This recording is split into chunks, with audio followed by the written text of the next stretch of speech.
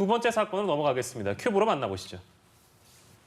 네, 두 번째 큐브의 키워드는 누구라는 키워드를 가지고 왔습니다.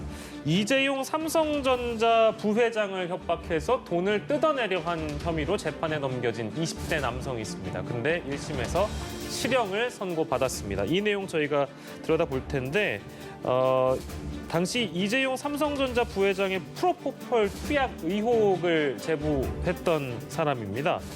근데 징역 1년 6개월을 선고를 했네요. 구체적으로 어떤 혐의를 받고 있습니까, 변호사님? 지금 이 사건은 이제 이재용 삼성전자 부회장의 그 프로포폴 투약 의혹 혐의를 제보한 제보자가 이제 처벌을 받은 것이에요. 네네. 그래서 일반적으로 제보자 같은 경우는 이제 공익적인 측면을 감안을 해서 타인의 어떤 명예를 훼손하는 그러한 어떤 범죄 사실이나 이러한 것들을 언론사에 제보하는 것은 사실은 정당한 행위로 보여지는데 이 사건에서는 지금 그 제보자가 그러한 어떤 정당한 행위를 위해서 제보를 한 것만으로 보긴 어렵고 이 과정에서 이러한 프로포폴 투약 증거를 폭로하겠다라고 하면서 삼성전자 그 이재용 부회장을 협박을 해서 돈을 좀 갈취하려고 시도를 했다가 비록 미수에 그쳤지만 이제 일반적인 범죄가 실제로 실행 행위가 완료가 되어서 목적을 달성하지 못하더라도 미수범 처벌 규정이 있으면 처벌되거든요. 근데 이런 공갈 같은 경우는 공갈죄에 대한 미수범 처벌 규정이 그 형법 352조에 있기 때문에 지금 이 20대 남성 같은 경우는 협박을 통해서 실제로 자기가 원하는 돈, 금전을 뭐 취득하지는 못했지만 그러한 협박 혐의, 공갈 혐의가 인정이 되어서 1년 6개월의 실형을 지금 선고받은 사건입니다. 예, 그렇군요. 어떤 방식으로 이게 금품을 뺏으려 한 건지도 궁금한데 실제 조사 결과 이 부회장 측하고 만났다고 또 알려지기도 해서요.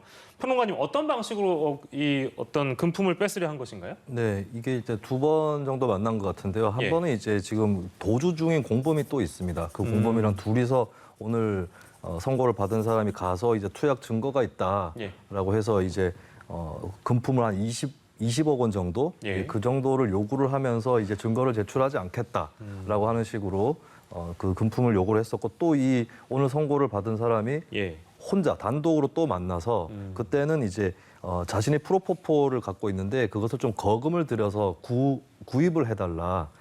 구입을 하지 않으면 자신이 갖고 있는 투약 영상을 검찰에다가 제보하겠다.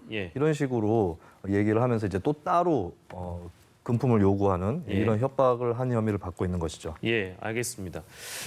검찰이 결심해서 2년 6개월을 선고해달라고 재판부에 요청했는데 실제 형이 내려진 것은 1년 6개월입니다. 뭐 이제 선처를 호소하기도 했다고 합니다만 재판부가 본 양형의 사유는 어떤 건가요, 변호사님?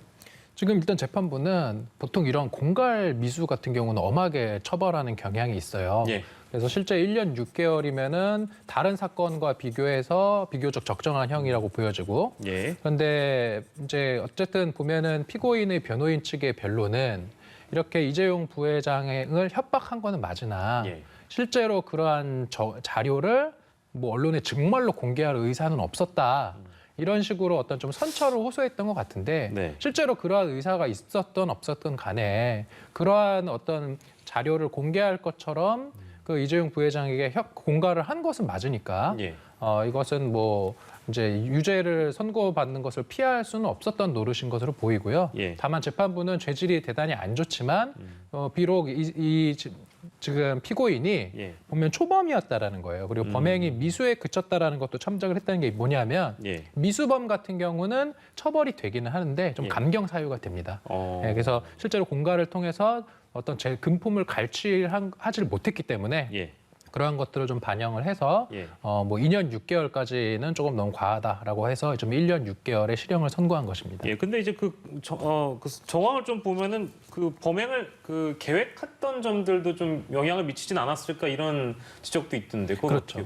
이게 이제 양형 사유에 보면은 그런 가중 처벌을 할 수 있는 그런 사유 중에서 보면은 범죄를 우발적으로 저지른 범죄 같은 경우가 아니라 계획적으로 저지른 범죄 같은 경우는 가중 처벌할 수 있는 그런 가중 사유가 되거든요. 근데 지금 이 20대 남성 같은 경우는 이재용 부회장의 주거지를 답사하고 그다음에 범행에 사용할 대포폰 같은 거를 취득을 한 것으로 볼 때 이것은 계획적으로 범죄를 실행 계획하고 실행한 것으로 보여진다. 이런 점을 또 양형에 참작한 것으로 보입니다. 두 번째 사건을 저희가 만나봤습니다.